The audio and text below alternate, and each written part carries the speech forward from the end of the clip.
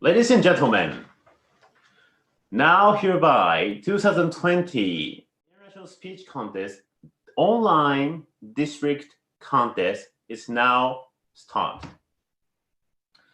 I'm a contest chair, Yusuke Hoshi. I'm serving you to all of you as a PQD for this term. Imagine that your speech mesmerizes your audience and your comments with feedback encourage all participants with skills and motivations. Well, imagine that wonderful contestant skills we can observe and we can analyze and we can apply to your own speech. So now we have 10 wonderful finalists here and audience members and potential guests. Now we can learn many things from wonderful finalists. Please enjoy and get the excellent result and excellent journey together. Now, let's move on to the contest procedure and rules. The contest is conducted under the Toastmasters International Speech Contest Rulebook Year 2019-2020 and online speech contest exemption. Contestants have been briefed on the contest rules and procedures, and also have been informed the location of the timing signals in the speaking area. The speaking area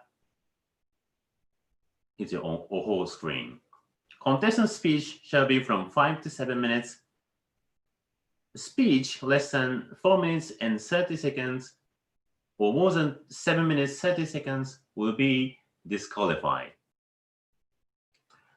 We are now doing online district contest. However, judging criteria remains the same as in-person contest. Judge is going not to take consideration a contestant audio video quality. If technology issues occur to a degree that hinders the contest, the chief judge can make the decision to stop the contest and resume when issue a result. The contestant can resume their speech at the point at which it fails and will be allowed 30 seconds extra over time before being disqualified. Now let's go on to the judging verification.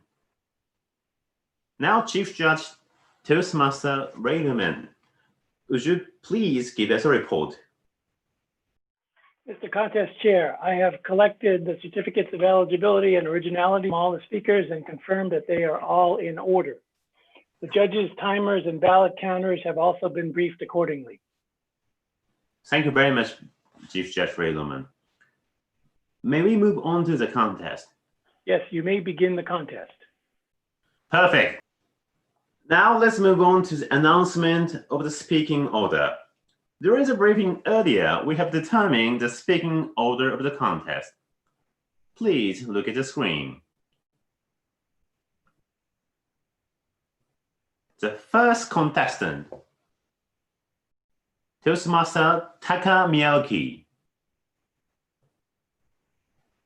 Second contestant, Toastmaster Reiko Masui. Third contestant, Toastmaster Beate Lutzebaeck. Fourth contestant, Toastmaster Masaki Matsuda. Fifth contestant, Toastmaster Mieko Araki.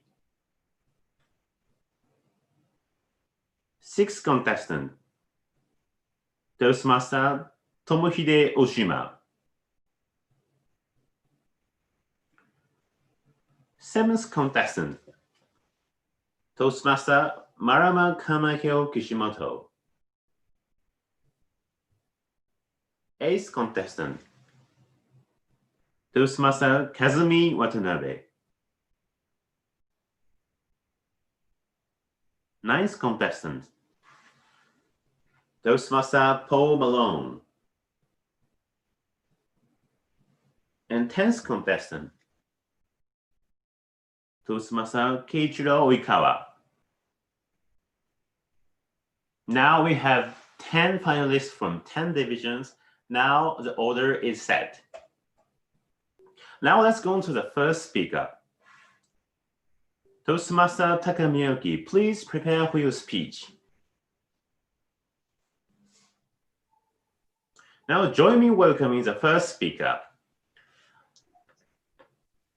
Toastmaster Taka Miyawaki. Valuable lesson. Valuable lesson. Toastmaster Taka Miyawaki.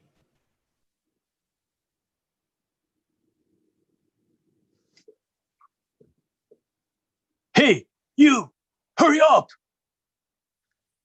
Okay. Why do I have to work with him? Hello, fellow Toastmasters. Have you ever thought that way? Why do I have to work with him? Who we work with, who we spend our time with, are very important. We get inspired by them. We learn from them. But it's not always the case. We have people who we like around us. And then we think, why do I have to work with him? Why do I have to listen to her? Don't we? This is my story long time ago. I was 20 years old, working at the construction site. And the bossy guy, that's Hiroshi. He's same age as me, high school dropout. But he's been doing this job for a long time. So he's in charge of this site. I'm the assistant to him. No, I didn't mean to do this. I was in college. But I went broke after 2 years. I couldn't pay tuition. So I had to get a full-time job to make money. So I went to a construction company for interview. The person who interviewed me was very nice. He was in suit, looked like a sharp business person. And he even said, Taka, don't worry. We'll train you from the basics. Wow, that's great. I was studying business in college. I want to learn a lot from you. The next day, I went to the office. The office manager wasn't there. Instead,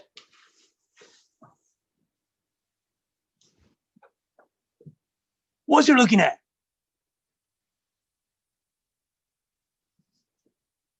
That was Hiroshi. I thought I applied for assistant to office manager, but it was actually assistant to scaffolding man, Tobishoku.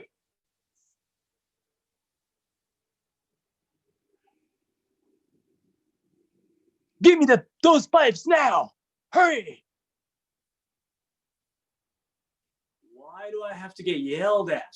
Punk like him. No, I'm gonna quit. As soon as I got my paycheck, I'm out of here. That's what I was thinking. But one day, my view completely changed. It was close to 5 o'clock, end of the day. Everybody was exhausted, drenched with sweat. And I noticed there are pipes and clamps and all the materials are still on the ground. It didn't look like we were going to finish in time. I look at Hiroshi. He goes, that's his problem. He's in charge. But what he did next was amazing. Okay, everybody, come up here. Hurry. Make 2 teams. Team 1, team 2. We're going to have a race and clean up all those messes. If your team wins, you will get beer from the losing team tonight. Okay, ready? Go! It was like a gunshot. Everybody ran for the beer. And at the end of the day, all done, work was done, and the mess was all cleaned away.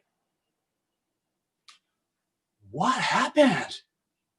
Wait, I learned this in college. Competition and motivation boost the productivity up. Did he know that? Now I'm curious about Hiroshi. I want to know what else he knows. So, from that day, while everybody tried to stay away from bossy Hiroshi, I stayed closer to him. And I found there are a lot of things I never had experience, but he knew and he had experienced. Hey, don't just start work. Plan what you're gonna get done by the end of the day, by the end of the noon, by the end of the break. Planning is most important, okay? Setting the milestone to manage tasks, okay. Always try to do clean work. Customer trust you for the quality of your work, and they'll come back to you for it, all right? Quality management and branding, okay. He was a punk when I was looking down on him, but he's a great teacher just because I started to look up to him. This is a story 30 years ago. After that, I actually went back to college, graduated, and I've been working as an office worker since then. But the lesson he gave me helped me all these years. My fellow Toastmasters, we sometimes think, why do we have to work with this guy? Why do I have to listen to this guy? But if we can change our view and look at what this person does well, this may be the person who will give us the most valuable lesson in our lives. Contest share. Thank you very much. Silence for judges.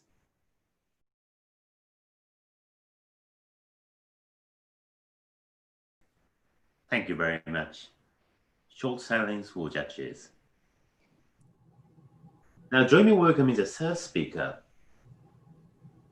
Toastmaster Beate Lutzebaeck.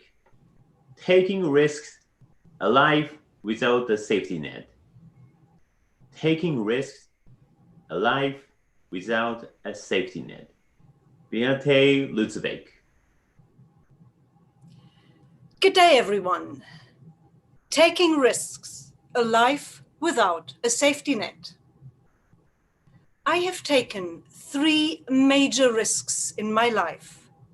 And let me tell you, my life has been all the richer for it. The first big risk I took was in my early 30s.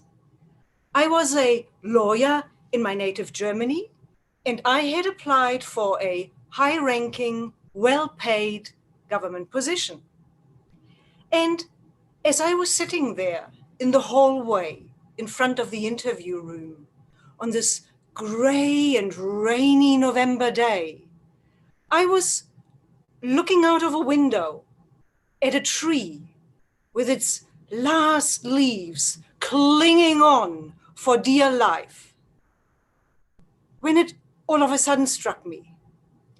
If I was to take this job, I would be working in this building. And every November, I would be looking at this bare tree. And November would come around ever faster and faster until, after 30 years or so, I would be asking myself, Where has my life gone? And it was there and then that I made the decision to forego a lifetime of job security and rather go to New Zealand on a one-way ticket to a country with virtually no social security whatsoever. In New Zealand, my German law degree meant nothing. I had to study again in order to qualify as a lawyer. And to support myself during my studies, I took up a job with a translation company. Now, I'd never done translation work before, but it turned out that I was a natural. In fact, I liked translation work so much that I stayed with that company even after I finished my studies and was admitted to the bar. So, the decision to go to New Zealand paid off big time. Best decision I ever made. No regrets. But was it entirely without a safety net? When you think about it, I was willing to work hard. I was willing to learn. So I was my own safety net.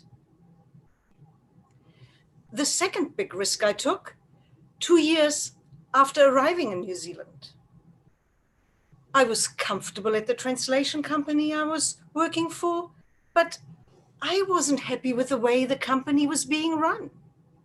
So I kept my letter of resignation, signed but not dated, in my desk.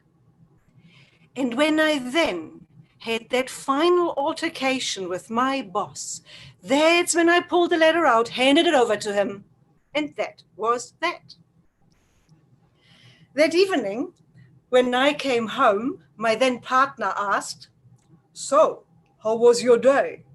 To which I replied, "Great, I just quit my job." "Whoa," he said, "we just bought a house. We have a mortgage, and you quit your job?" Yes, I did. I was now in a position to call my own shots and to set up my own translation business. Many of my clients from my old company actually came with me, and within a year, I quadrupled my salary. So again, no regrets. And again, not entirely without a safety net, because I was willing to work hard and to learn. The third big risk I took was not of a professional, but of a very personal nature. In fact, I took this risk only recently here in Japan. On 17 January, I broke up with the love of my life, a Japanese man I've known for 5 years. I had come to the realization that just because you love someone doesn't necessarily mean that you can be with them. I'm 58 years old, and I'm afraid to be alone in old age. But fear is not a good enough reason to stay in a relationship that doesn't work. I don't know yet whether this risk will pay off. I mean, my face and my body are no longer what they used to be. So I may very well end up alone in old age. I don't know. And yet, I feel so much more alive for having taken this risk. Why am I telling you this? Because it is my innermost belief that we have only one single shot at life, the here and now. That's all we've got. And in order to maximize this one opportunity, we have to maximize our potential. And taking risks is a surefire way of maximizing your potential. Now I know taking risks is scary, But I'm not talking about stupid risks, crazy risks, like jumping out of an airplane without a parachute. I'm talking about risks worth taking because you feel so much more alive for having taken them. And is there really no safety net? Your abilities, your skills, your qualities, that's your safety net. So to all of you risk takers out there, I say, you possess everything you need to catch your fall. So risk it. Thank you. Chair. Thank you very much. Short silence for judges. Now join me in welcoming the fourth speaker. Toastmaster Masaki Matsuda. Rock, paper, scissors. Rock, paper, scissors. Toastmaster Masaki Matsuda. I remember that as if it were yesterday. The moment of winning. Rock, paper, scissors. Can you remember a moment when you won rock, paper, scissors? You must have been happy. But what if your opponent let you win the game all the time? When I was a cute little boy, okay, let me say it again. When I was a cute little boy, my mother often took me to my grandma's house on my birthday. When I visited, my grandma cooked the best food and prepared a 5-star dinner for me. After singing a happy birthday song, my grandma said, "Masaki, happy birthday." So, are you ready for rock, paper, scissors? It was the kind of family event that we did rock, paper, scissors on my birthday at my grandma's house. If I win, I will get a birthday present. Okay, Grandma, I'm ready. Rock, paper, scissors, go! I showed paper. She showed rock. Yes, I win! Well, actually, I knew that she always showed rock, so I won all the time. Things had changed on my 9th birthday. I won rock, paper, scissors as usual and got a birthday present. When I left my grandma's house, I was smiling from ear to ear. On my way home, I was super happy and couldn't wait for even 1 second to open my birthday present. My mother, who was next to me, I said, "Mom, please, can I open it?" She said, "You need to know your grandma's secret. She cannot open her right hand."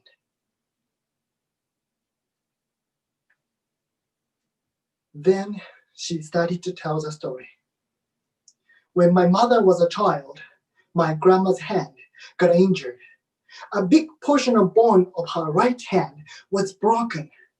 Eventually, she couldn't open her right hand as the after effect since then.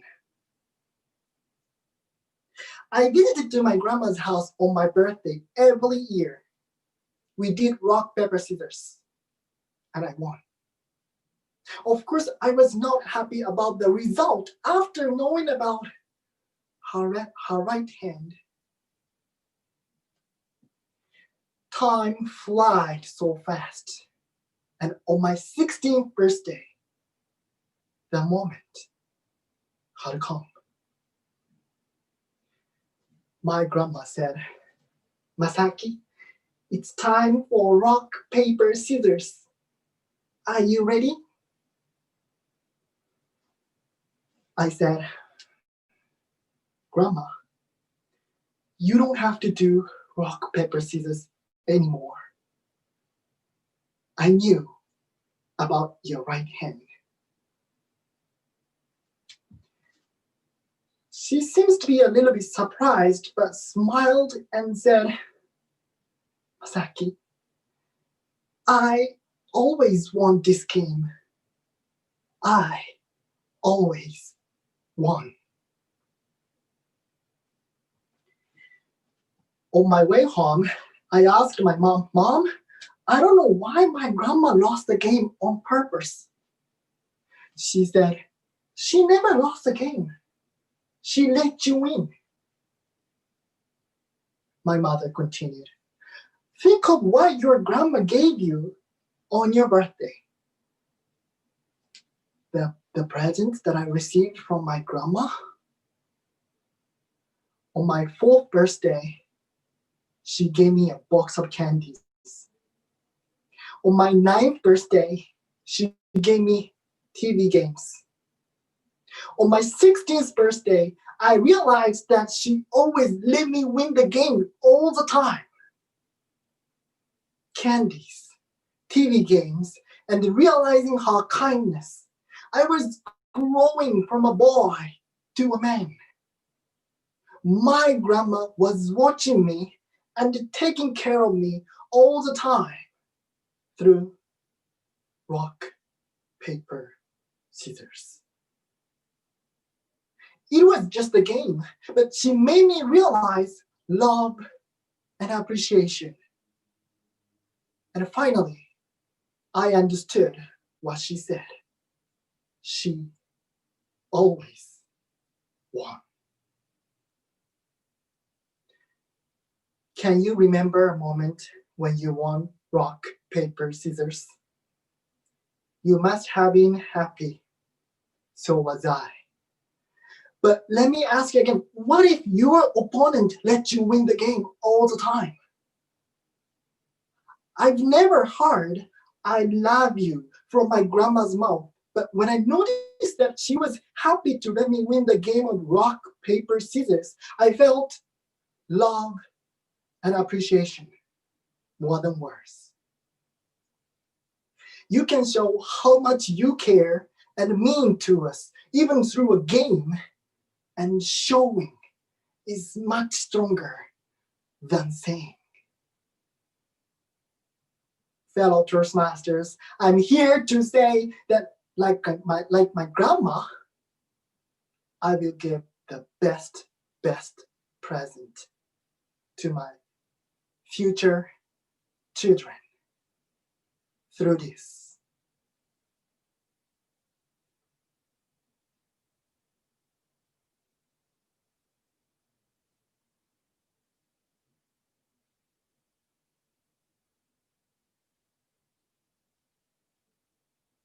Toastmaster.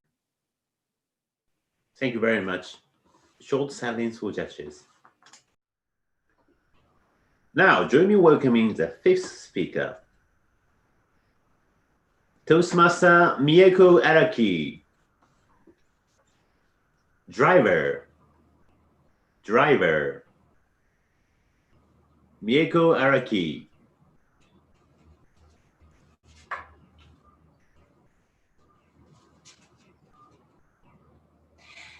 Do you like driving? I love driving. I like it so much. I took the driving test 6 times. I always get lost, but that way I can take the long way to get there. But I don't give up getting to my destination because I decided I'm responsible. Mr. Contester, fellow Toastmasters, and you online. Our life is a rough drive, full of ups and downs and winding roads, and it drives us crazy, especially on the road named love. I was one of the girls dreaming the night on a white horse would come to me. One day, I even realized my own words. I was always asking someone else or talking to myself that, I wish Mr. Right would come to me. I was just waiting. You may think it's a fantasy, but I finally found my own knight on a white horse. I was so happy. And 10 more ladies also thought the same thing. I was hit by 1-2 punch.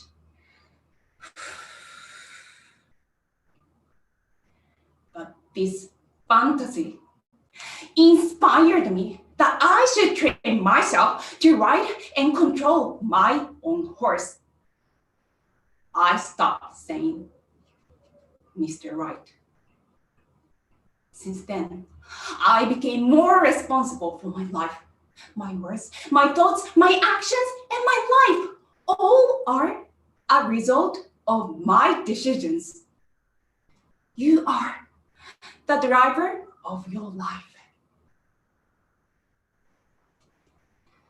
In my 20s, I finally got a job after 40 to 50 companies' rejections. Yes! But that was the easy part. You may have gone through this too. Boss. My boss was too terrible. Even my predecessor got depressed and had to take leave. You're nothing. Every day was full of offensive words over and over, and I was crying in the bathroom, hiding from them. To make matters worse, I had to work crazy hours from 10 a.m. to 5 a.m. I was totally exhausted mentally and physically. However, looking back, I was actually trained a lot in this concentrated period. Now, I feel I can survive anywhere thanks to this rough work experience. And this thought made me realize I control how I see things in my rearview mirror. Thanks to the boss, I learned determination. Thanks to that player, I could meet my husband. It wasn't the negative past, it was the worthwhile road for the future. I stopped blaming on them. Instead, I said, thank you. You have to control your own thoughts.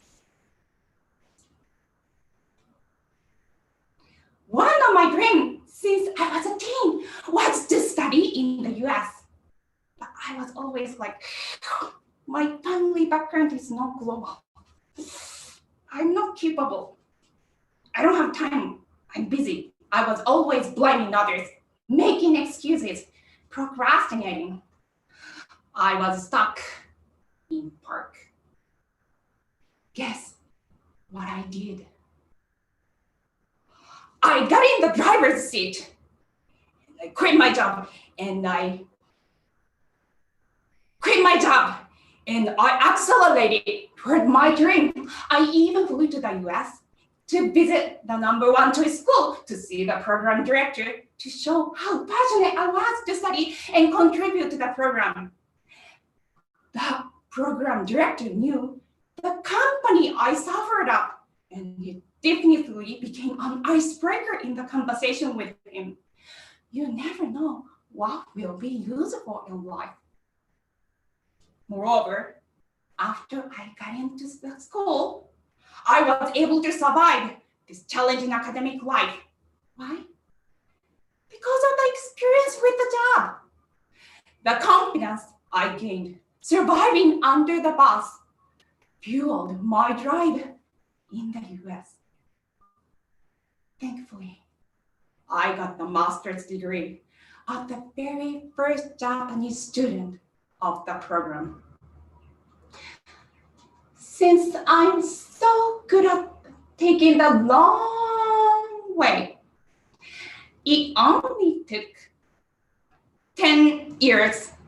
But I did it because I took responsibility for my actions and started driving. Yes, we are all afraid to admit our wrong turns and accidents. But you alone can decide how you feel, how you think, how you act, and ultimately, how you live your life. In the course of my journey to go to school in the US, my mentor once encouraged me by saying, Mieko, it doesn't matter how long it takes, just make sure you arrive. Ladies and gentlemen, are you taking responsibility for your life? Are you in control of the steering wheel? Please don't forget that you are the driver of your life. Mr. Contest Chair. Thank you very much. Short silence for judges. Now, join me welcoming the sixth speaker, Toastmaster Tomohide Oshima. Your story had just started. Your story had just started. Toastmaster Tomohide Oshima.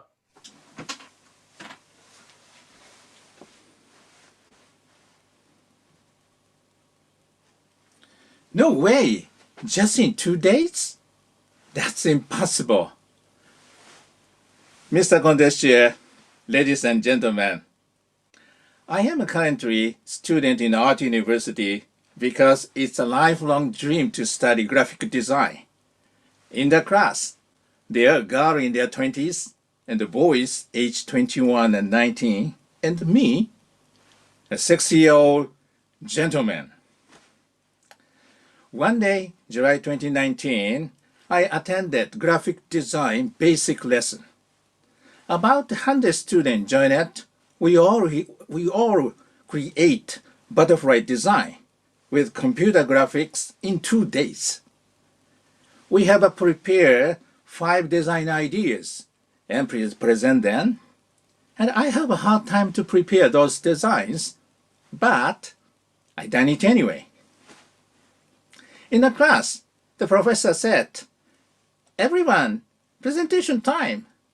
And I was a little nervous because I had zero confidence in my design. First presenter showed us beautiful butterfly design representing complexity of mass communication with computer graphics. Wow, she's a professional. Second presenter was a young man. His idea about the Japanese festival butterfly was outstanding. Then came third presenter and fourth presenter, and all of them were so good. So my turn came. I stood up and talked about my first and second ideas. No reaction. Then my third and fourth ideas. Still no reaction. But I still have my ace, my last idea. Oh, I got some reaction. Cold smile on everyone's face. "Professor, that's good, Mr. Oshima. Next." Just 2 words for me. Everyone went through to the next stage except me. So I consult my professor. "Professor, I'm 60. I'm not good at a computer. And I have no sense of colors and no great idea. What should I do? Why not draw by hand and scan it at the last minute? Only use computer last moment." "Oh, that could work." "Mr. Oshima, take your time. Your story has just started." Wow, my story has just started.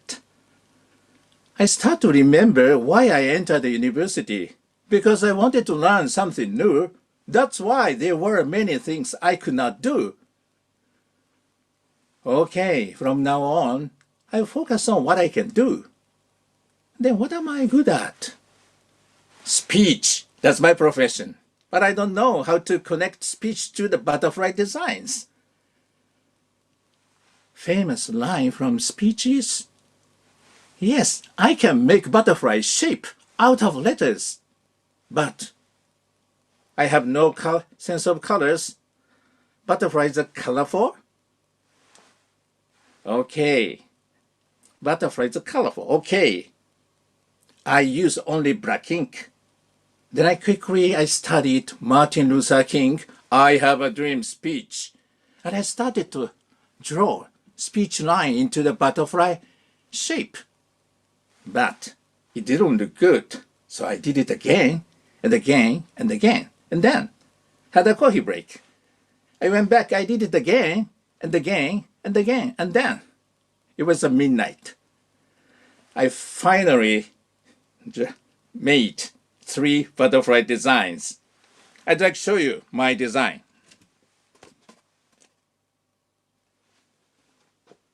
Do you see lines making a butterfly? Next day, in the final session of the class, the professor announced 10 best designs out of 100 and put them on the whiteboard. First best, second best, third best. I totally agree with those selections. And the fourth best. Wait, my design was chosen fourth best out of 100?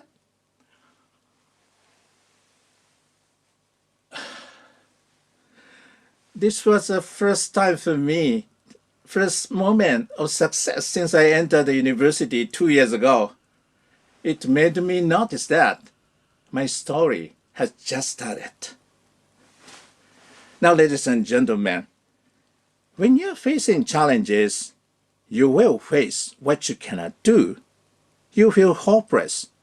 You feel like failure. But even in the tough times, if you keep focusing on what you can do, you can definitely achieve something. So keep going, even if you have failed. Keep going, even if you are to fail. And keep going, even if you feel you are not good enough. Because keep focus on what you can do is important. Keep focus on what you can do. Because that's a moment you realize your story has just started.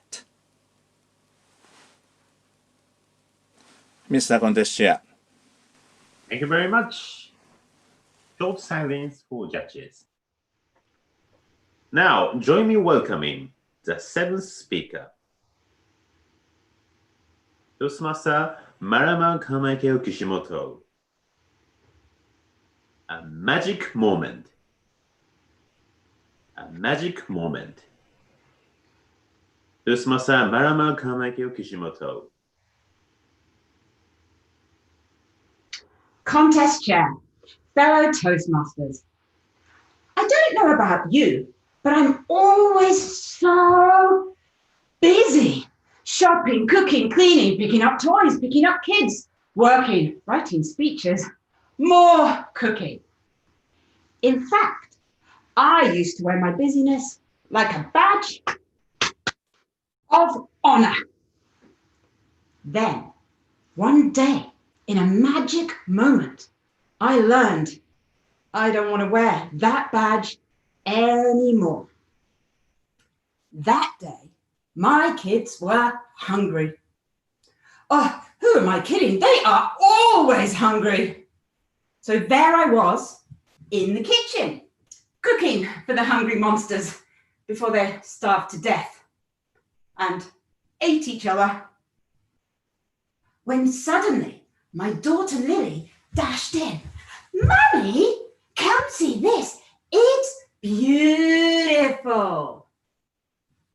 I thought she'd made me another pretend meal out of plastic food. So I said, not now. I'm cooking chicken. Mummy! Not now. I'm busy. She dashed out into my husband's office next door. Then I heard, Daddy, come see this.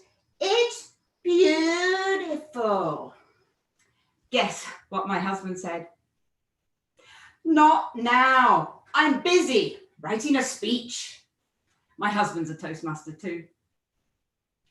Seconds later, I heard her in the living room talking to her brothers who were playing video games.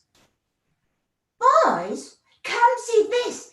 It's beautiful. Guess what my son said? Not now. We're busy killing zombies. If you're wondering, I don't have superpower mum hearing. I just live in a small, busy house. A minute later, Lily plodded back into the kitchen. This time she was carrying a big bear. I thought, what now? Dinner's still not ready. But instead, she sang a song to her bear. Not now, not now, not now.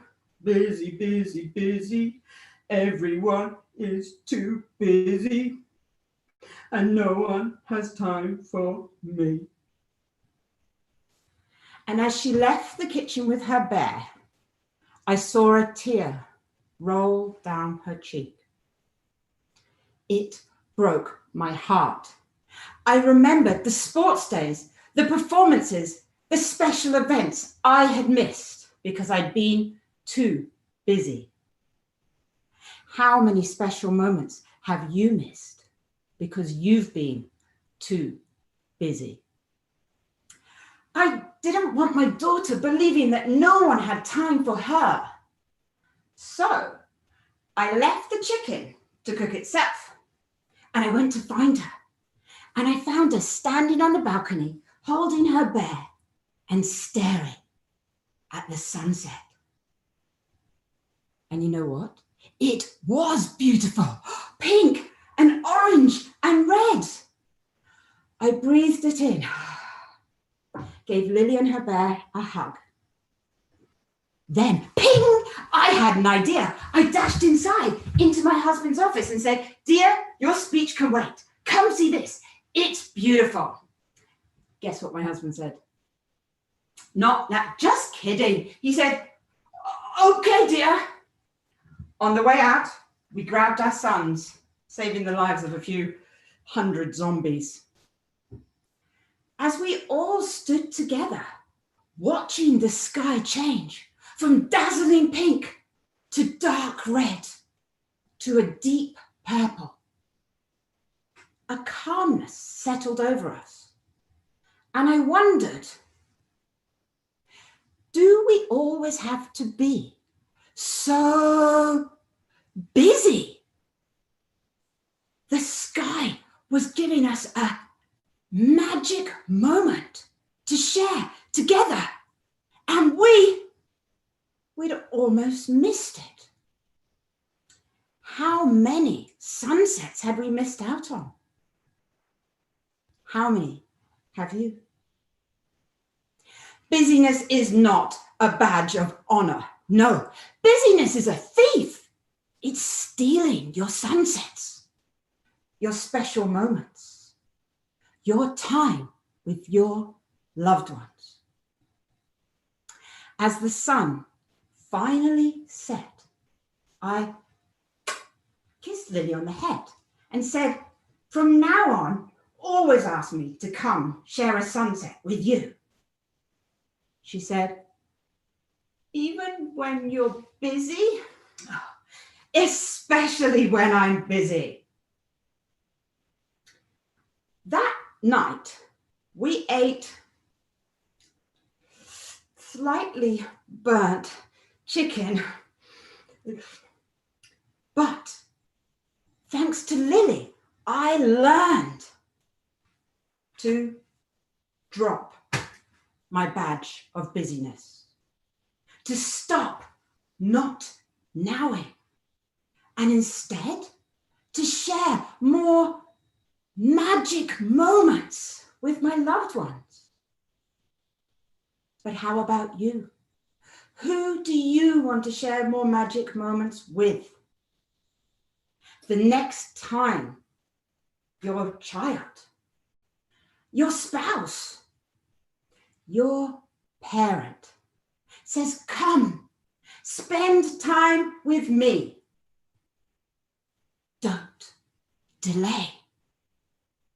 Instead, share a magic moment today. Contest chair. Thank you very much. Short silence for judges. Hear you. Now, join me welcoming the eighth speaker, Toastmaster Kazumi Watanabe. The magic formula. The magic formula. Kazumi Watanabe. Do you know how to change your life for the better? Contest chair. Hello, fellow Toastmasters, and welcome honored guests. I'm an English instructor. Last year, my company decided to stop operating my division. Many of my coworkers started to finding new jobs right away. Me? After working there for 25 years, I became very afraid of a new working environment. But 5 months ago, I had no choice but to apply to an English school. On my way to have an interview at the school office, I had very little confidence. I got on the elevator and it went up and reached the office floor. But the elevator doors wouldn't open. I was trapped in the elevator along with another woman.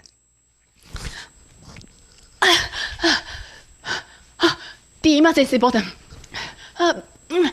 Plastic cover wouldn't come off. How about pressing it? You're right. It said press. How can I help you? Please help us out immediately. I can't miss my important job interview. Please, please help. No response. Hello? Hello?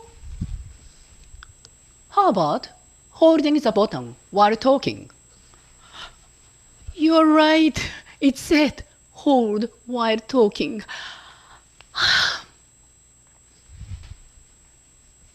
In the end, the security guard promised to send an engineer right away, but there is no guarantee of when. Will I make it in time? No problem. You can use the magic formula. The magic formula? If you believe you can make it, then you can make it. If you believe you can't, then you can't. That's a magic formula. Which would you like to believe? Of course I want to believe I can make it. Then believe it. You'll be fine. You're always right. Okay, let me try. I can make it. I can make it. I can make it. A little while later, the elevator doors opened. The magic formula. Good luck. Thank you.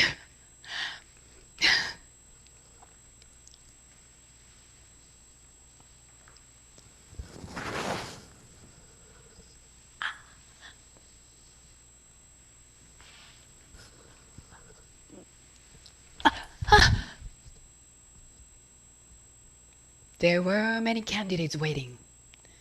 They looked very confident and young. I suddenly very worried about my interview. Wait, I should try it once again. The magic formula. I can get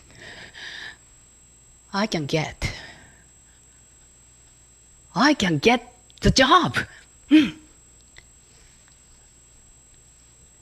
My turn came. There were 4 interviewers.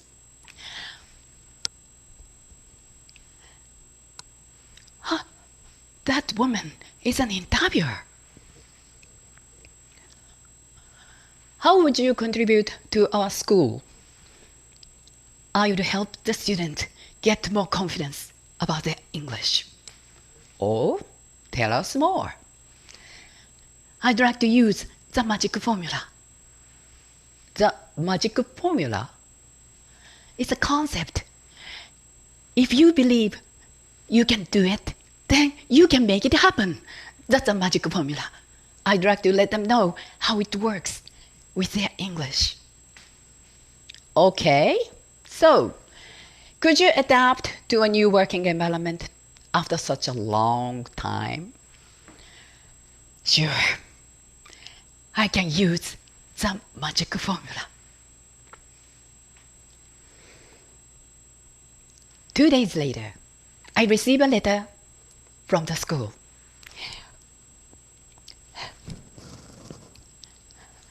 I knew this was a job offer. Everyone, I was really worried about the new working environment. But the magic formula turned on the switch of confidence. And then I could change my situation for the better. Last month, one of my junior high school students, Yuki, had to leave my English school because of the financial problem caused by the corona. But he said, "Kazu-sensei, I will return to your class with a magic formula. You always tell us in class, right?" I'm sure he can, because he believes he can. These days, we all concerned about our health, the economy, children's education, and so forth. But with a magic formula, we can change our situation for the better. All we have to do is just believe in ourselves. We can make our life bright. So let's use the magic formula. Contest chair. Thank you very much. Short silence for judges. Now, join me in welcoming the 9th speaker, Paul Malone. You are not lost. You are not lost. Paul Malone. Man, am I lost. I'm standing beside some road in the middle of nowhere, New Mexico. My smartphone is Japanese, so no service, no GPS. How did this happen? Everything was great at 6 a.m. when I started driving north to Albuquerque, the big city, Breaking Bad. The sky was so blue, and there was nothing but the open road and the frosty New Mexico desert ahead of me. And all 80s hits all the time on the radio. Papa, don't preach, I'm in trouble deep. I should have been paying more attention to the road than to Madonna, because now it's 5 hours later and I am way behind schedule. We have a stereotype in the United States that men are too proud to stop and ask for directions. I have never been more of a stereotype than on that day. I didn't stop once. I just kept turning right and turning left and hoping for the best. So after about 30 minutes, I make it to this very small town called Willard, New Mexico. Have you ever heard of Willard, New Mexico? Neither had I. It's only a few houses, a small school, and a gas station that looked like it came out of the 1950s. I had no choice. I went in looking for directions. How do you get to Albuquerque? I am so lost. The man behind the counter didn't look up from his magazine. He said, "No, you're not." "I'm not?" "No, you want to go to Albuquerque, right? All you gotta do is go straight, turn left, get the interstate, and you'll get there." It turns out I wasn't far off. I was so happy to know where I was in the world, and even happier to know the way out of Willard, New Mexico. But as I was leaving the gas station, that old man called out, "You see, I told you, you are not lost." So I guess he's some kind of gas station philosopher, please. But I never forgot what he said. All the way until the spring of 2019, when man, was I lost, but a different kind of lost. I found myself without a job, without a prospect for a job, and without a plan. There was so much uncertainty and anxiety about my future. It was kind of like our present situation. But one day I was sitting under a cherry tree talking with a friend, and I said, "Hama-chan, you are a psychic. You have a gift. Should I go back to the United States?" Hama-chan looked at me and said, "Popo." He calls me Popo. "Popo, in Japan, you know all the right people. And in Japan, you're doing all the right things. You don't need to go so far to solve your problem." It turns out I really wasn't far off. And as I was walking home, I was thinking there's something familiar about that conversation. And I started to think about Willard, New Mexico, and my gas station philosopher.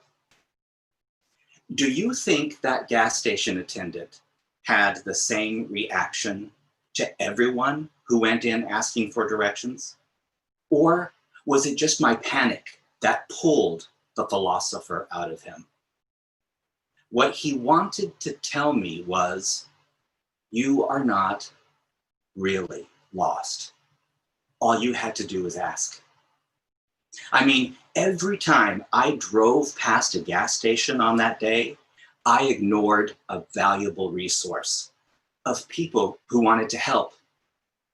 And in 2019, Hama-chan reminded me that I have a vast network of people, the right people who I could ask for help. And I swallowed my pride, and I did. And now I'm working toward my career goals from a much stronger position. Fellow Toastmasters and welcome guests, if the present situation teaches us anything, it's that we are all going to be in unfamiliar territory at one time or another in life. And when that happens, you need to stop, take a breath, and look around for people who want to help. Maybe the only thing they'll be able to offer is love, encouragement, and support, but that's better than going it alone, right? In these times, Remember my gas station philosopher. All you need to do is ask. Ask a friend, ask your network, ask a support group, but from 1.5 meters apart. And in many times, you will see you are not really lost. Contest chair. Thank you very much. Short silence for judges. Now, join me welcoming the 10th speaker, Toastmaster Keiichiro Oikawa. Toranosuke. Keiichiro Oikawa. I admire women. They are so beautiful, so tender, so attractive. I don't think I can live without women.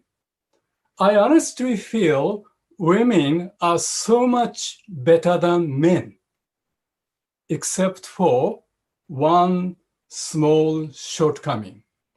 That is, women complain all the time. Some people even say women start complaining right after they get married. Is it true? This is my story. My wife and I got married through an arranged omiai meeting. So as we did not know each other very well, we decided to join a package tour for newly married couples for our honeymoon trip. We went to Australia and New Zealand. I still remember the name of the tour conductor because his name was so old-fashioned. His name was Toranosuke, the tiger man. He was not very tall. He was a little plump, and he was as friendly, as kind, and as talkative as any other tour conductor.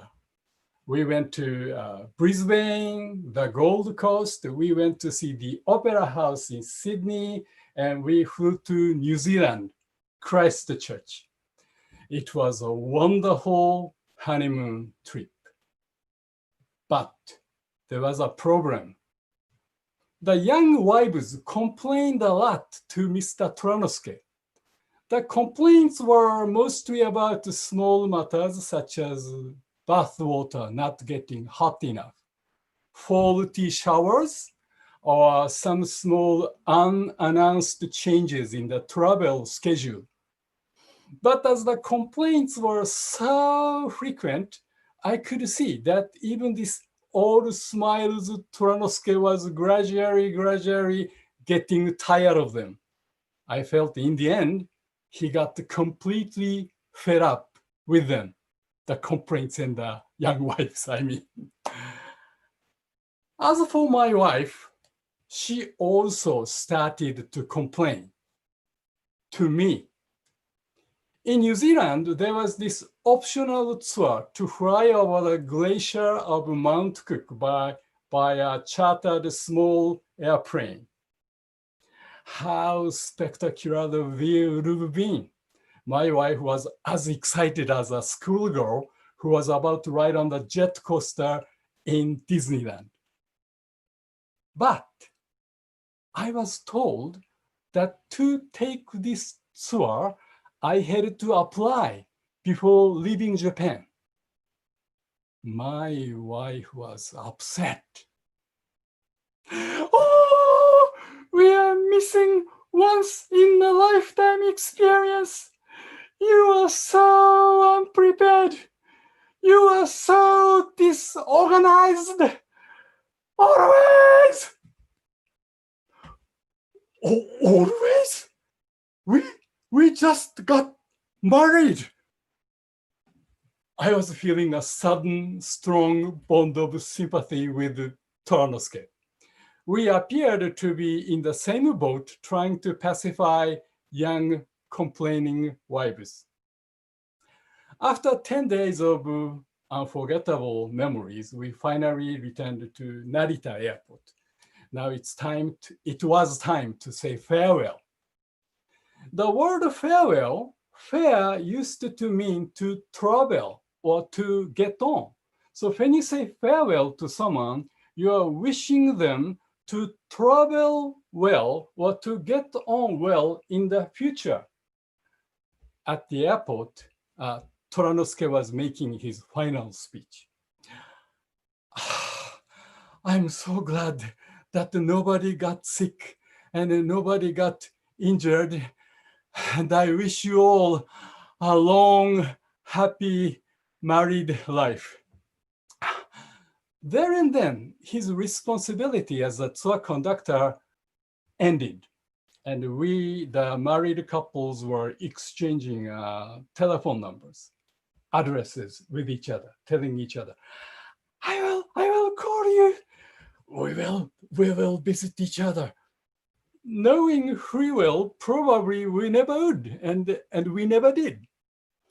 And I wanted to thank Toranosuke one last time, but I can't find him. Where is he? Where has he gone? He was here just a moment ago. Where has he disappeared to?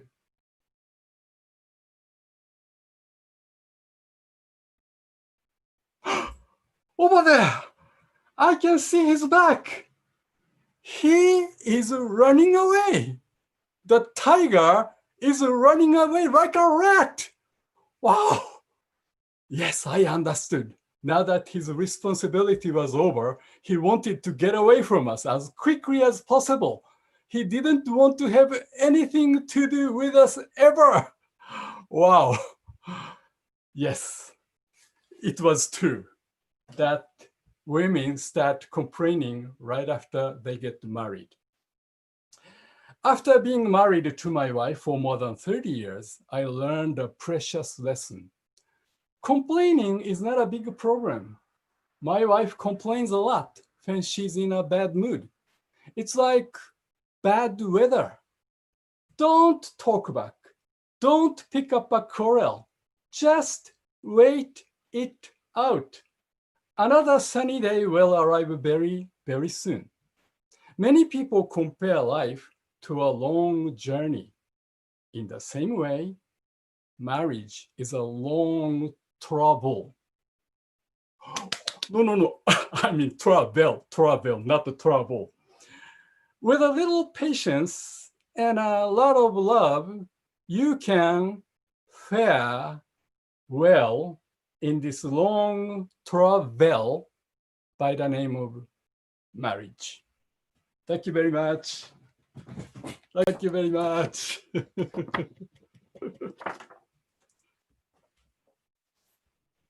Thank you. Now all speech have been delivered. We're going to move on to the certification presentation.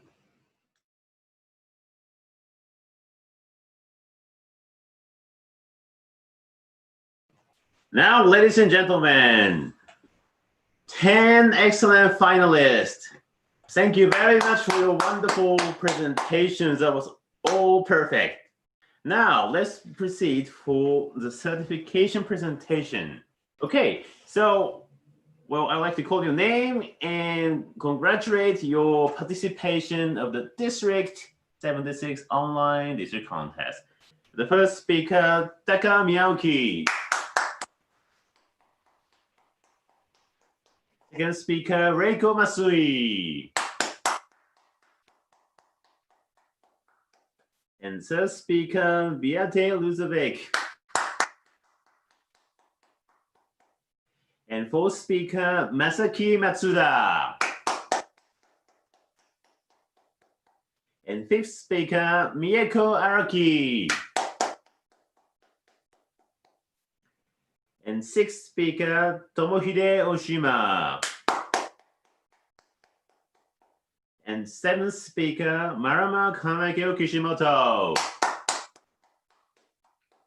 And eighth speaker, Kazumi Watanabe. ninth speaker, Paul Malone. And 10th speaker, Keiichiro Oikawa. So all contestants, fantastic speech, really mesmerizing, inspiring. Your excellent speech will excite all audience all over the world. Now, let's go to the interview. For this interviewer, we have a Toastmaster Chris Cooper for today's interviewer for enjoyable interview. Ladies and gentlemen, please join me welcoming interviewer Chris Cooper. Thank you very much, contest chair. And congratulations to all the speakers here today. You did a wonderful job. So my name is Chris Cooper and I'm from Tokyo Toastmasters and I'll be your interviewer today. So I thoroughly enjoyed your speeches and I came up with lots of questions, but I'm not sure if we're going to have time for all of them. Let's see. Let's get started with the first speaker. First of all, Toastmaster Taka Miyawaki, please tell us your club name and how long you've been a Toastmaster. Okay, my name is Taka Miyawaki. I'm representing Shimbashi Toastmasters Club this time. I'm also a member of New Bridge Toastmasters Club. New Bridge is a translation of Shimbashi. And I've been Toastmaster for 6 years, almost 7 years. 7 years. Okay, great. Mm-hmm. And thank you for your speech about your experience as a builder. It sounds like a tough job, but a great lesson. I know you have a kid, and thinking about your experience, what would you recommend to your child about real life work experience before starting a career? Good question. No, I believe in the experience, and with the experience about it, we can build on it. So to my daughter, she's still 12 years old, still small, but I really recommend her to just try anything that will interest her and get experience. Thank you. Yes, that's a good idea. Have you ever felt, it sounded like you had a very intimidating boss to begin with. And I just wonder, have you ever felt that you wanted to get back in touch with him after all these years and meet up and maybe just have a drink? That may be a good idea. I've had many tough managers, tough bosses, and a lot of them I don't keep relationship, so it's good to get back to those days, talk to them, have drinks. It's a great idea, but I'm really busy experiencing new things. I live in the current world, and I'm pretty busy every day. So yeah, good idea, but I'll probably just focusing on what I have now. Okay. Well, thank you very much for your time today and your great speech. Thank you very much.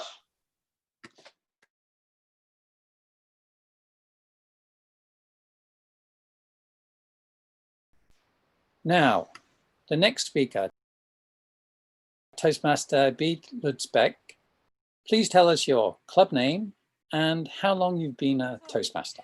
Now you should be able to hear me. Yes, well, I actually belong to two clubs.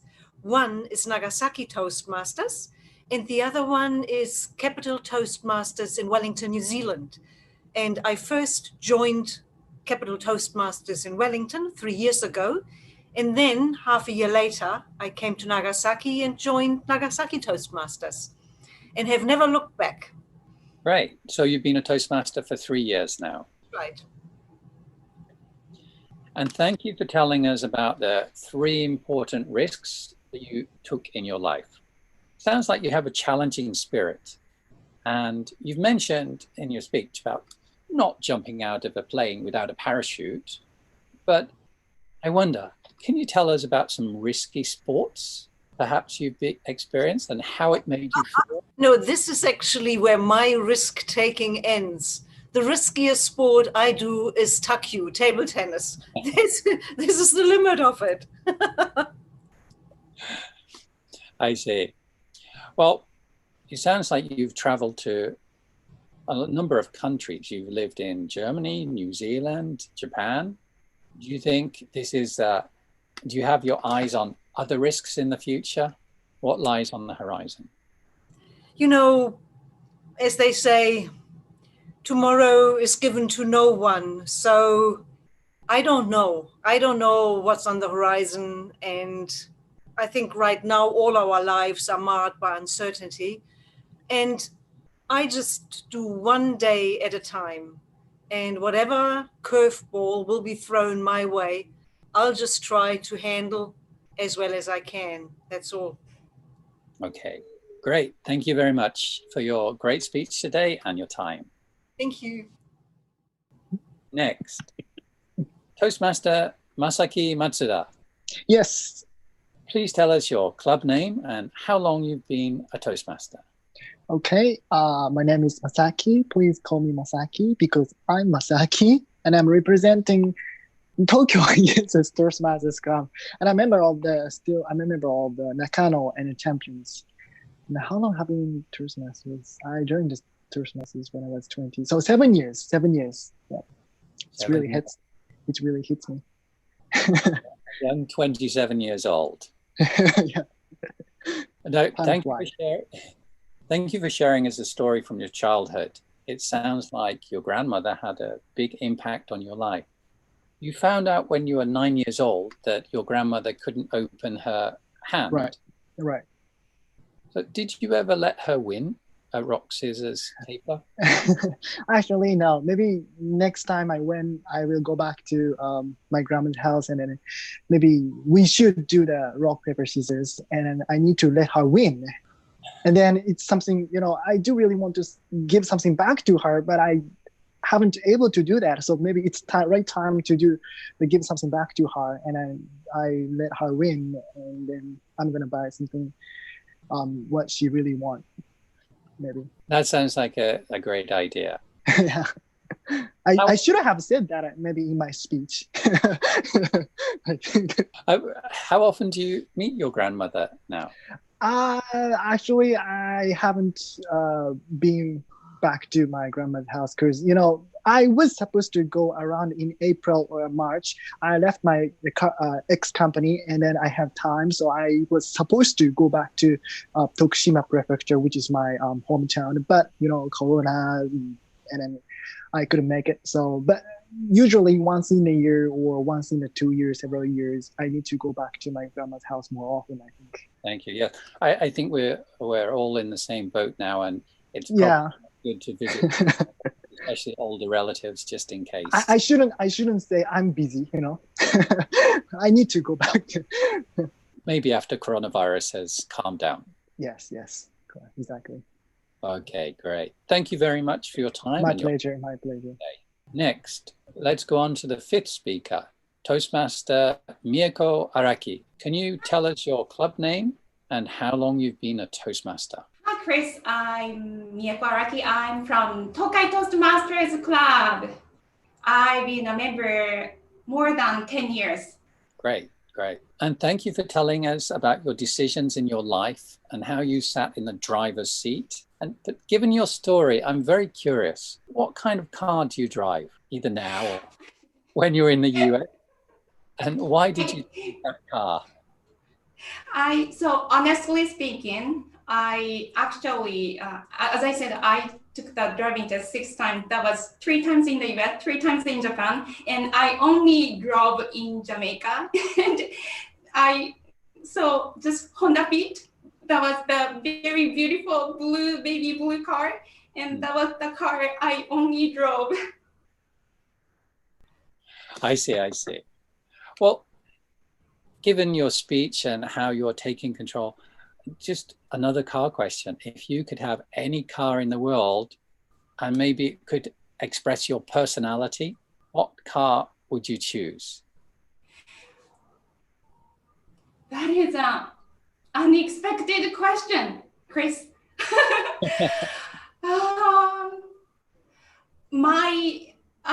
Because I'm not good at driving, as you can tell, my longing is like a big car, like sort of like if you see the car, oh my God, we have to give away. So maybe like, what is it? Maybe European cars or big truck type of, car, so that I can sort of, show my presence for the other drivers. That's a good answer. You can always go for a chauffeur-driven car as well if you like. True. Okay, great. Thank you very much for a wonderful speech and your time. Thank you. Thank you. Thank you so much, Chris. Next, the sixth speaker. Let's go on to Toastmaster Tomohide Oshima. Yes.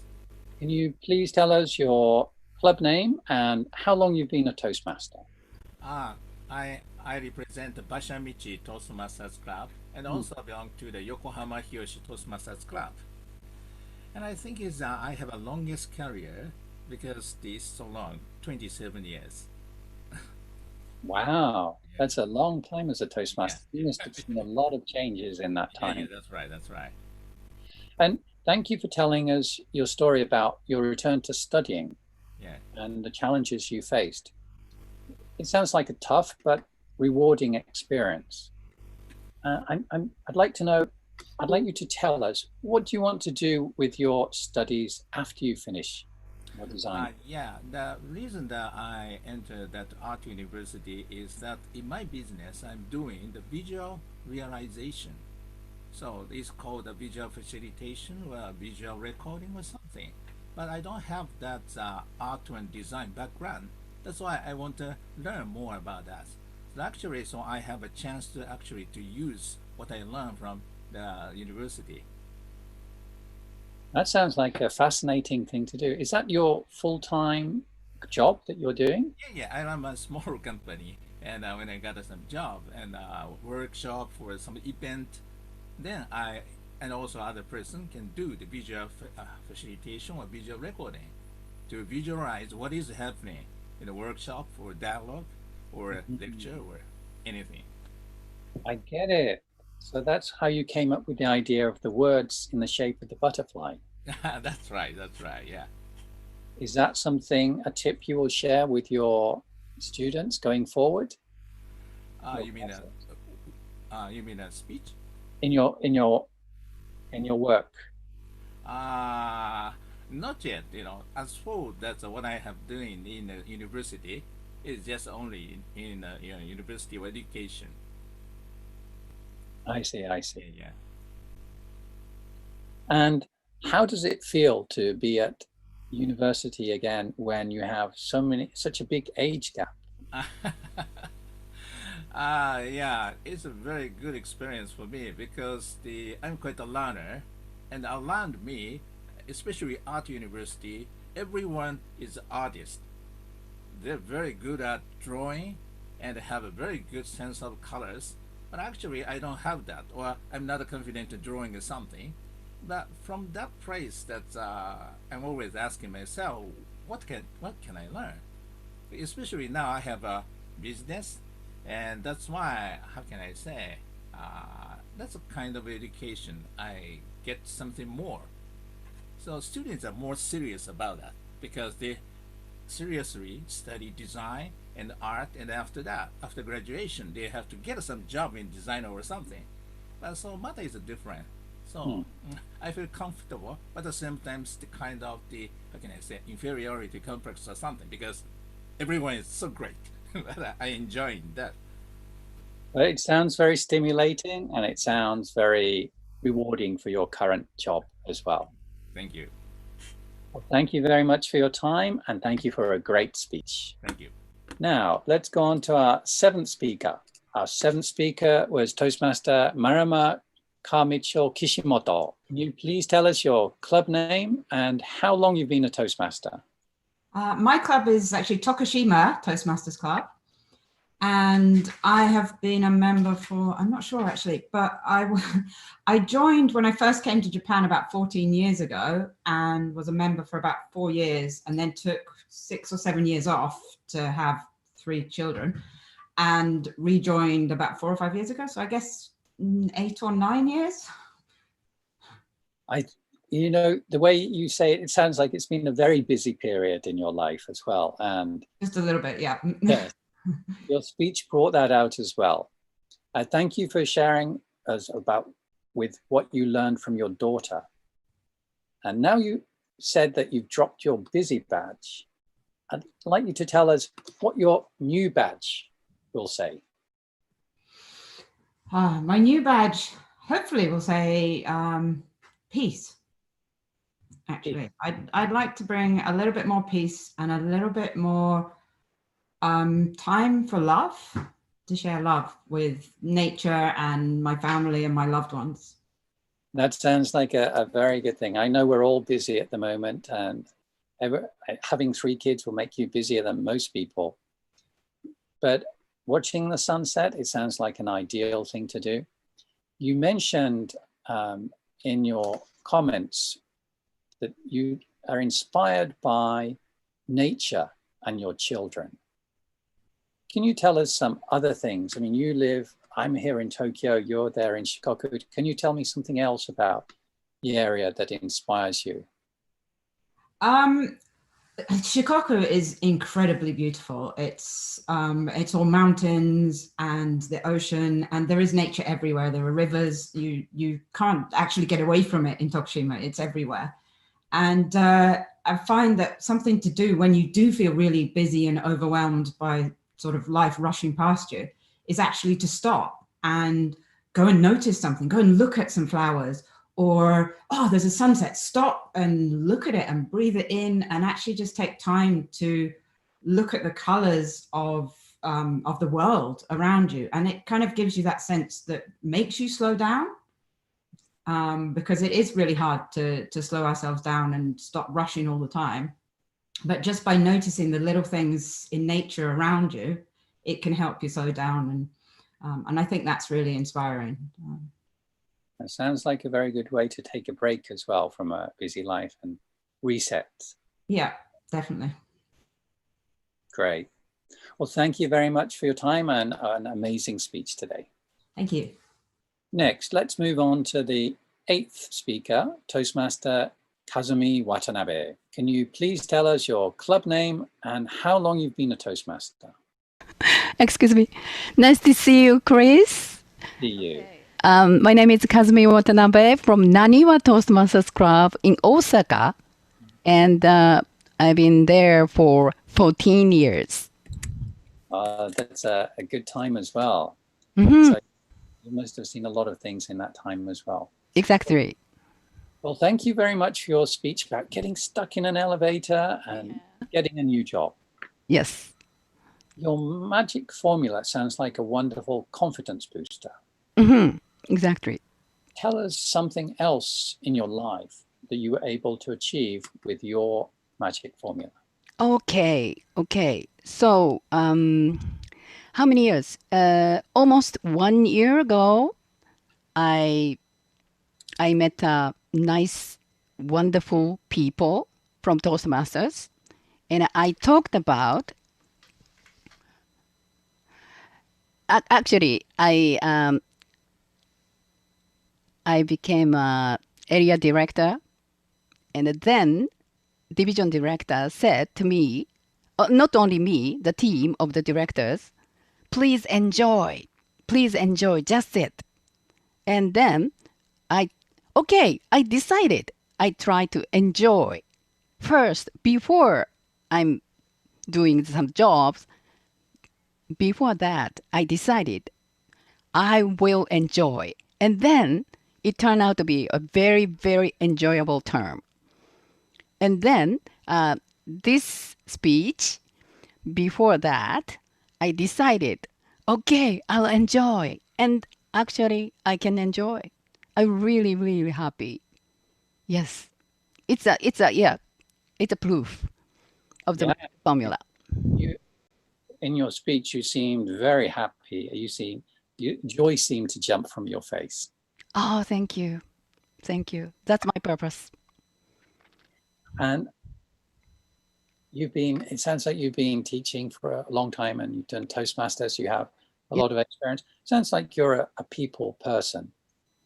I hope so. I hope so.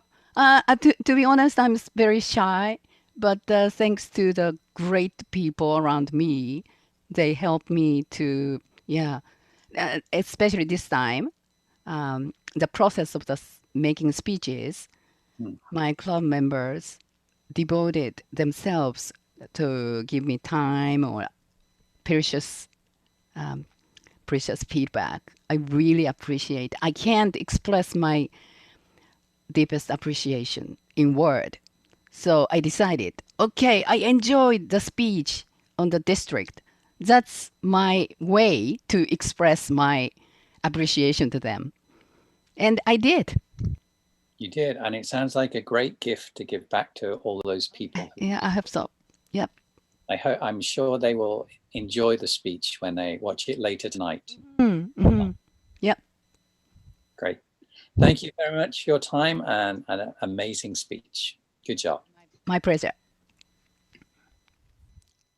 Next, let's go on to speaker 9, Toastmaster Paul Malone. Hello, Chris. How are you? Hi there. I'm good. How are you?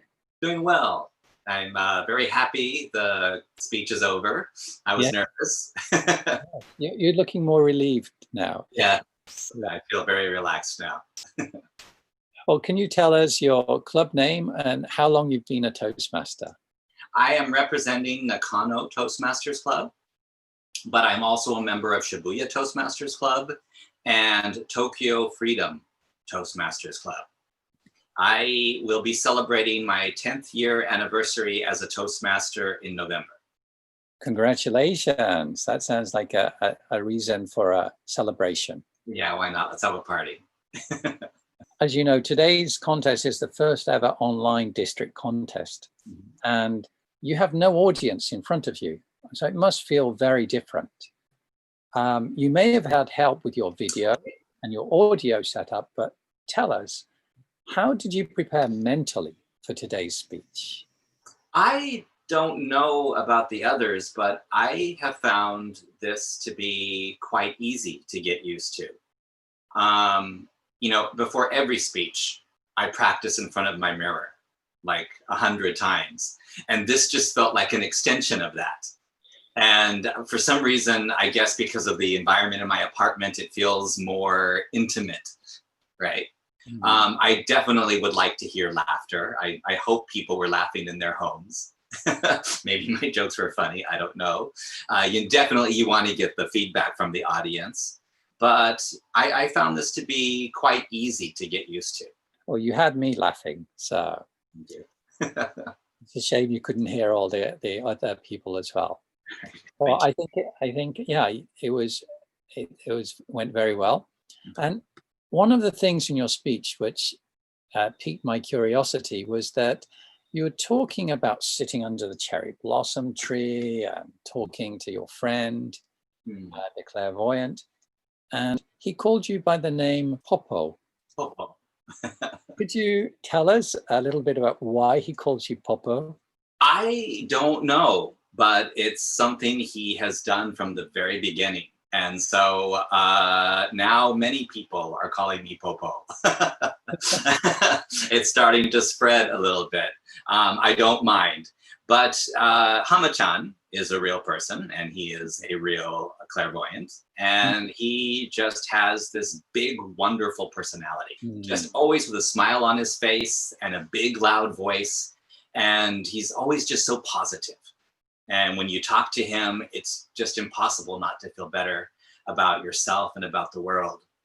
And so, you know, during that time, I asked myself, do I really want to talk to a psychic? But it turns out it was absolutely the best person in the world to talk to, because yeah, it just reset my mind and got me thinking about, you know, people around me and start asking for help. Well, it definitely sounds like he's a very clear thinking and very welcoming and warm person. And he's got me into it now. So I'm going to have to say thank you very much, Popo, for your great speech and your time today. Thank you, Chris. Bye. And let's go on to our 10th speaker, Toastmaster Keiichiro Oikawa. Toastmaster Oikawa, can you tell us your club name and how long you've been a Toastmaster. Yes, I've been with the Sendai Toastmasters Club for maybe 12 or 13 years, and with the Masamune Toastmasters Club, which is a Japanese language club, new club, maybe 2.5 years, so something like that. Ever since it was started, it got started. Sendai and Masamune. That's right. Well, thank you very much for your speech about your relationship with your wife and how you traveled overseas. And you just mentioned you're from in Sendai Club, but at the end of your speech, you had, if I'm not mistaken, a Hanshin Tigers flag. Oh yeah, that's right. That was, I asked my wife to make that flag. And I intended to use this flag, but I eventually did not use it. So I just showed it, to thank my wife for her efforts. Is there a connection between Hanshin Tigers? I know that's way over. I looked for this image of tiger. Ah, just so happened this was from Hanshin Tigers. I'm a fan of Rakuten Eagles, not Hanshin Tigers. Okay, that one's sorted. And it sounds like you had a great time in New Zealand, even though you had a couple of problems. It sounds like you missed out on the glacier trip with your wife. The airplane?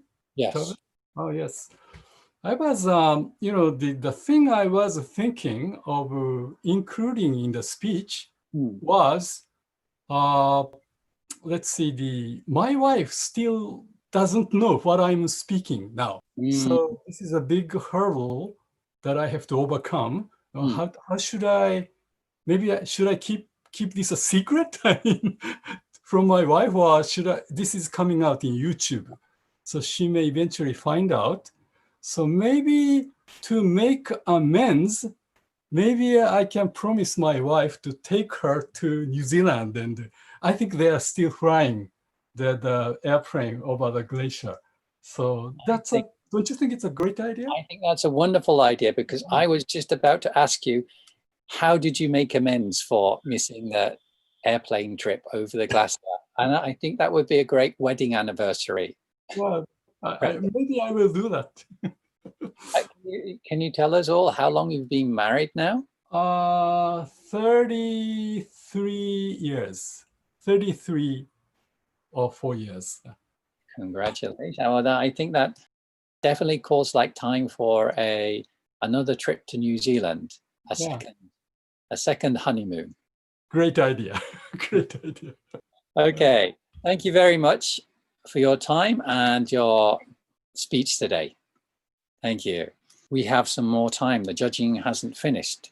So I'll have some quick fire questions now. And I'll go back to Toastmaster Taka Miyawaki. Are you still there? Toastmaster Miyawaki? I'm still here. Well, hello. So given what you experienced, can you tell us what career you would advise for your younger daughter? Do you think she should go and be a tobishoku as well? Oh, no. No, tobishoku is too dangerous. Anything not dangerous for my daughter, I think. But the world is really changing, the way we work is changing, the way we maintain our relationships changing. So I really cannot predict, what's going to come next. So she needs to figure out herself. But I would be happy if she, finds interest, strong interest, passion, anything that she can feel passionate about, and contribute to the society, contribute to the world, and make herself happy. So anything in that line. I think that's a great thing as a father to wish. Thank you very much. Yeah. That's the only thing we can wish. Yeah. Thank you. Thank you. Okay, another one. Toastmaster Beate Lutzebaeck. Hello again. Hello again. So tell us, what's the something new in your life? Which, I mean, you had a lot of changes this year, and it sounds like, you know, now you're like most of us. You're stuck at home. What are you doing to keep yourself entertained at home? Well, in actual fact, I'm basically stranded in Japan because I haven't been able to return to New Zealand as planned, because there are no longer any direct flights between Japan and New Zealand. So I'll just keep myself entertained here in Nagasaki, which is a wonderful city. I mean, if you have to be stranded anywhere, this is the place to be stranded in. Lots of great things to do, great people. So I'm happy.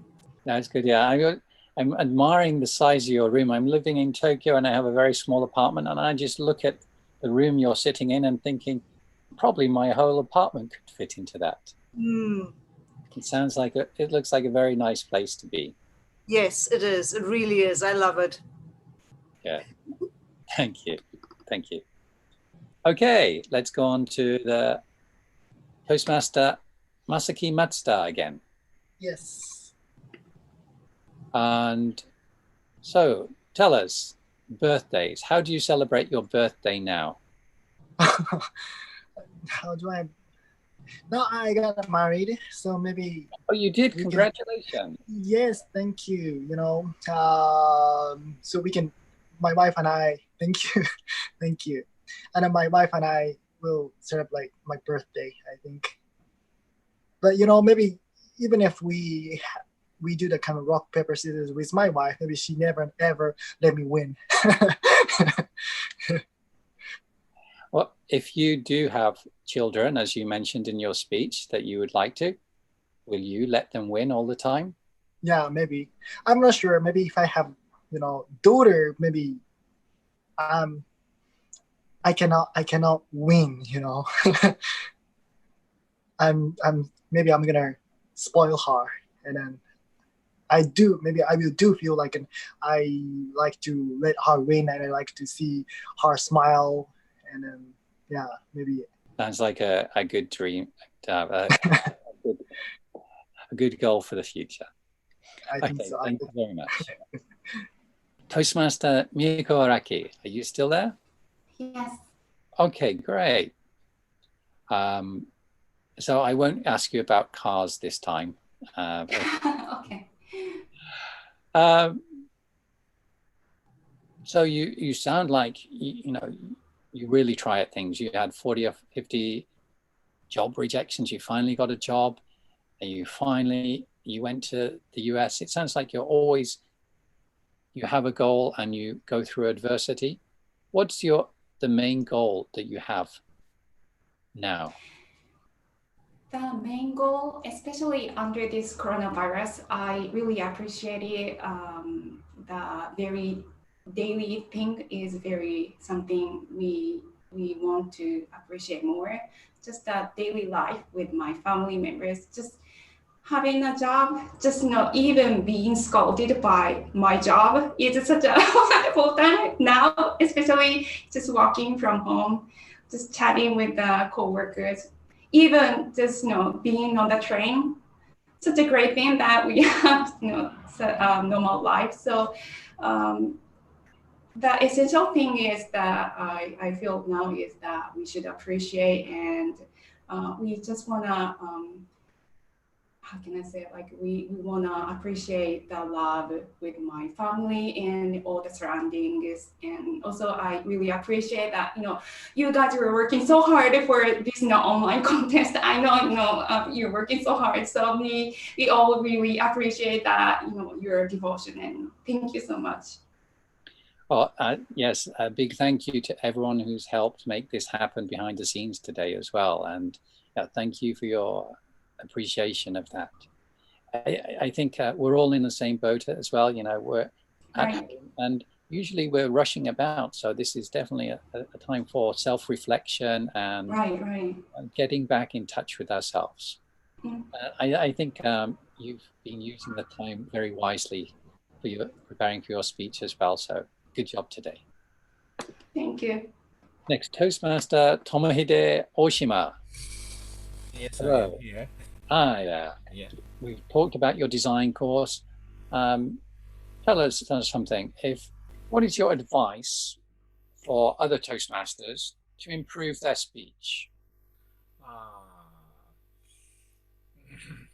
Yeah, the advice I can give is that to have the full-time thinking attitude, because I think there are lots of the speech topics around here in everyday life.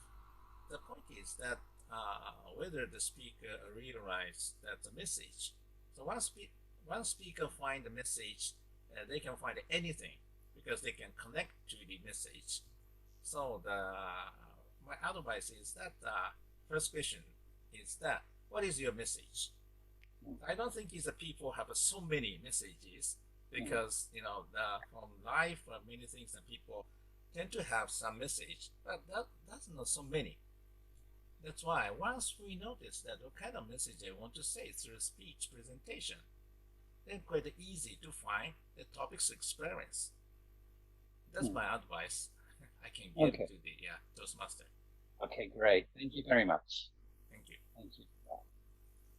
And I'll go back to Toastmaster Marama, Carmichael, Kishimoto. And I'd like to ask you the same question. And what is your advice to Toastmasters on how to improve their speeches? Practice a lot. Really, it comes down to practice. The more you know your speech, the more confident you are standing up in front of people. And if you know what you're saying without really thinking about it, you can put your energy into how you're saying it, into your body language and your vocal variety and your facial expressions and your gestures and everything else. If you're concentrating on trying to get those words in the right order, you're not thinking about what you're doing with your body and how you're giving the message to people. So my main piece of advice for people, practice until you know your speech inside out, upside down, back to front, till you can say it when you're sick or drunk or half asleep. And if you can say it when you're not in your best state, then you can do it in front of your club or in front of your district or anywhere. That's practice. Even when you're cooking the dinner. Even when you're cooking dinner, driving the car. I practice in my head a lot. I don't always practice out loud. I actually practice, visualize the speech when I'm doing other things.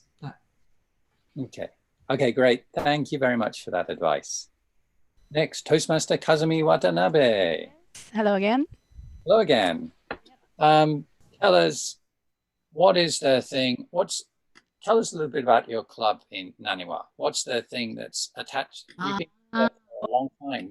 What's the thing that's attracted you to it? Yes, Naniwa Toastmasters Club is the place you can learn a sense of teamwork. I really, really appreciate. Actually, 14 years back, I became a member of Naniwa. I just wanted to say what I want to say in speech. And I kind of believed it is the most important thing. But I learned a lot from them. I need to listen to the audience. I needed to listen to other people. And I realized it was the most important as well as most difficult for me to listen to other people. I believe I could, but actually I didn't. And Naniwa Toastmasters Club is a place you can learn how precious or important thing to listen to other people. It's kind of, that kind of place. Very warm and friendly and wonderful, wonderful place. Yes. Please come visit to Naniwa. It sounds very tempting. You make it sound like a very warm club, and it definitely sounds like you learn more than just speaking there. Mm-hmm. About friendships. Yeah. Actually, they changed my life. I can't live without them. That's true. Chris, come to my club.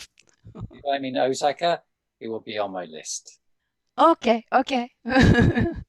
Looking forward to seeing you there. Yes, soon. Yes. Thank you very much. Thank you very much. Toastmaster Paul Malone. Oh, sorry, I got it wrong. Toastmaster Popo. There you go. So tell us, how are you going to, I don't know, celebrate once the coronavirus has calmed down and you can go out again? Well, I don't know. I think I would like to just go to a restaurant with friends and not have to worry about anything. Maybe even going to a movie or going to the gym. So just going out in public and not thinking about every surface, not thinking about every person standing too close to you, not thinking about, how much air, filtration they have going through a building. And so I hope that very soon we have treatment or a vaccine or some way to deal with this, that we can go back to, some kind of normal life. I agree. And actually, I just have one more quick question, because you put something on, you had a list of what inspires you. Okay. And one of the things on there, I looked at it and I didn't know what it meant. I had to look it up. Enceladus. Enceladus.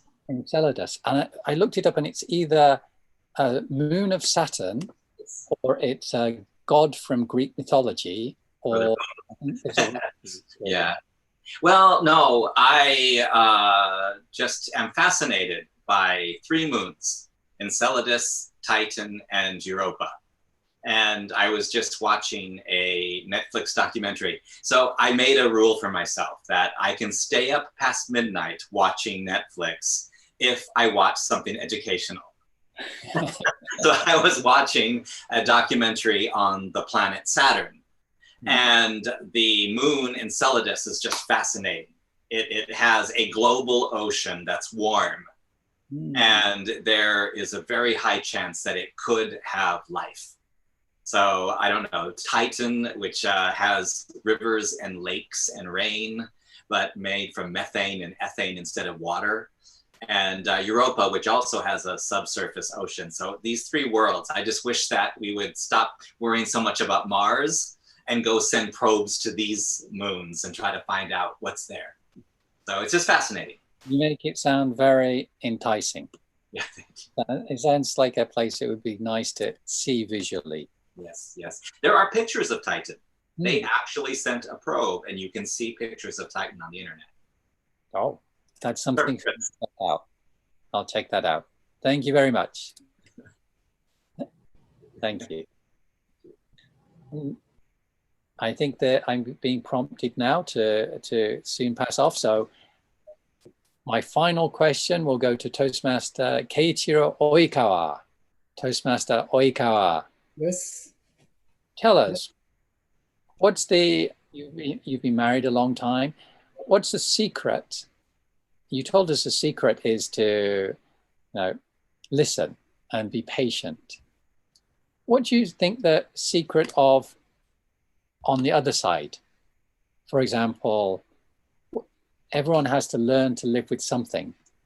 What do you think on your wife's side she's learned to live with? Your question is maybe, let's say the people say how fortunate people are when the husband and wife share the same hobby.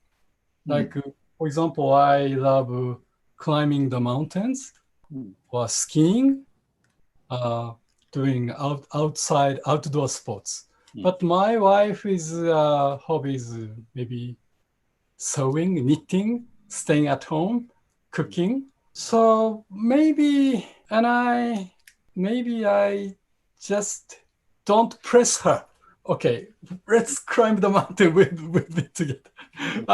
Let her be her. I mean, let her enjoy her hobby, and don't, that sort of thing. You give each space. You don't press. Yes. Okay. Okay, I got it. Thank you very much for your time, and thank you everyone today for answering questions and giving such elucidating answers. It's been a pleasure to be able to be your interviewer today. Thank you. Thank you very much, Chris Cooper. Contest chair. Thank you very much. So why not take picture with all of them, all the contestants and Kristen? Can I join? Okay. So well done, contestant. Cheese. Hold on, just to make sure. Yeah, Matsuda-san is here. 1, 2, 3, 4, 5, 6, 7 in okay, 10 contestants here. Okay, 3, 2, 1, cheese.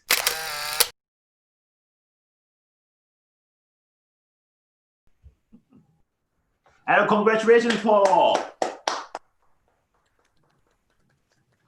So please switch off your video while we're waiting for the final result. Before getting the result, I really appreciate all members and all supporters behind the scene. Well, online district contest, of course, is a first-time trial, and that may be the final trial.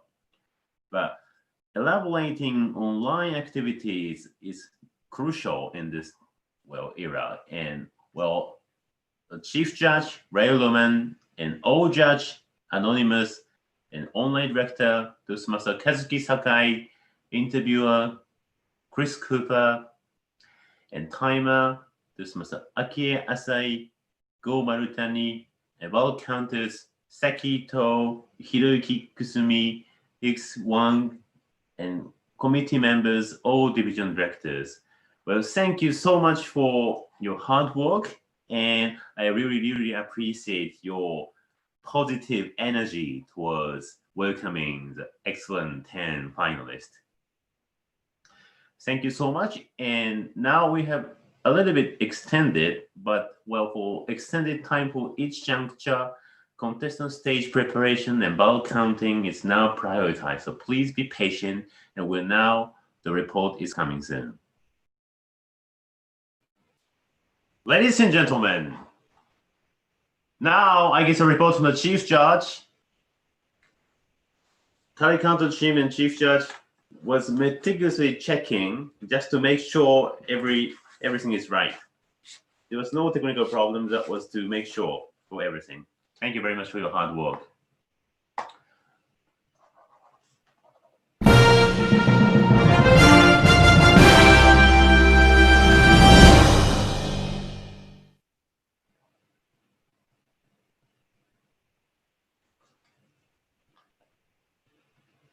Ladies and gentlemen, first of all, prior to announcing the result,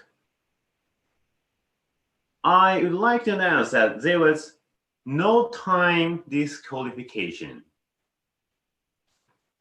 Everything is not disqualified.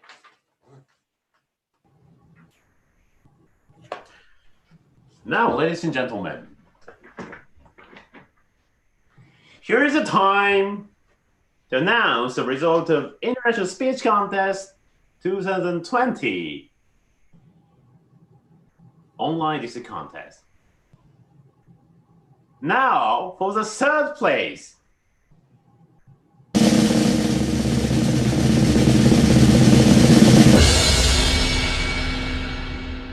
Toastmaster Watanabe Kazumi.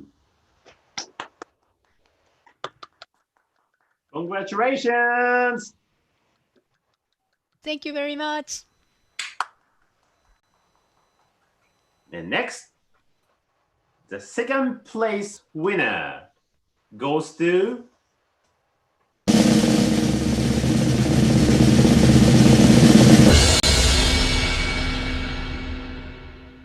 Beate Lutzebaeck. Oh, thank you so much. Thank you. And now the moment. The first place winner goes to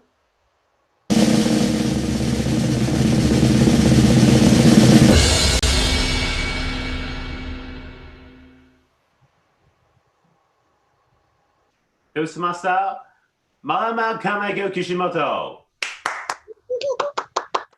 Thank you very much. Congratulations. Ladies and gentlemen, all contestants had a wonderful job. And now let's have a big hands for third, second, first place winner.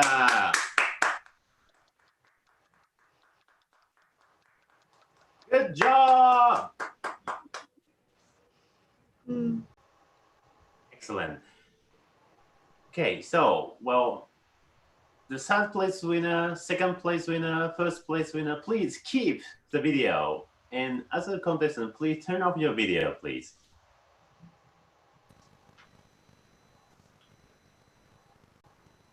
Thank you very much. Again, congratulations for winners.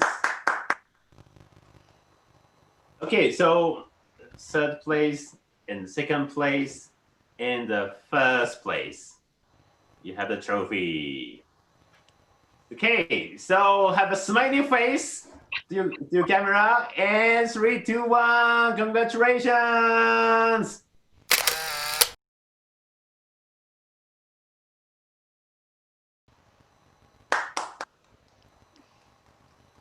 Excellent.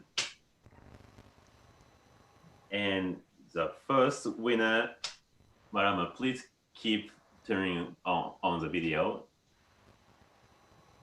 Marama, how do you feel? Fantastic. That was, yeah. It's very different doing it all online, actually. It's a completely different experience to the live stage with a live audience. It's but it's very good to have new experiences. So thank you very much, everybody. And I think all the speakers did fantastic today. And I think all the staff have put so much time and energy, the contest staff and the judges and everybody have done an amazing job doing this all online for the first time. So I think you all deserve a very big round of applause. So yeah, thank you very much. Congratulations again. And your next stage is region quarterfinal. Your winning speech, I will submit to international, and well, you will be going to the region quarterfinal. Good luck. Thank you. Okay, so thank you very much for your time. And well, dealing with online, well, maybe you feel as for the first time you may feel uncomfortable, but now you know this condition better, and you know how it works, and you know how you can improve your performance using online. So this is the first step, and this is not the final, but we enjoy the moment together, and we can go, grow, and go. Thank you so much, and I'd like to call the adjournment of 2020 this online contest. Thank you so much for your time and your wonderful performance. All contestants have a wonderful, wonderful speech, and we really, really enjoy and learn from you. Thank you so much, and this is the end of English content. Thank you very much. Thank you. Thank you. Thank you.